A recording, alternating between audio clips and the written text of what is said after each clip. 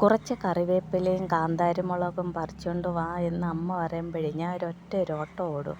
എന്തിനാണെന്നോ, എനിക്കിത് ഭയങ്കര ഇഷ്ടമാണ്, കറിവേപ്പിലയും കാന്താരിമുളകും ഒക്കെ പറിച്ചുകൊണ്ട് വരാൻ.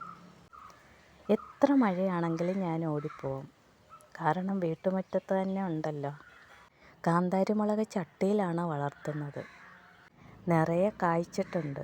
പക്ഷേ ഇന്ന് കുറച്ച് മതി, ബാക്കി അവിടെ നിന്ന് വിളയട്ടെ. ഇത് കൂടാതെ വേറെ ഒരു മുളകും കൂടിയുണ്ട്.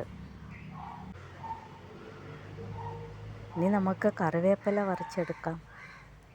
കറിവേപ്പില 4-5 മൂടുണ്ട്. ഇത്രയും കിട്ടിയിട്ടുണ്ട്. അപ്പോൾ ഇന്ന് ഇത് മതി. നിങ്ങൾക്കിഷ്ടമാണോ ഇങ്ങനെയൊക്കെ എടുക്കാൻ?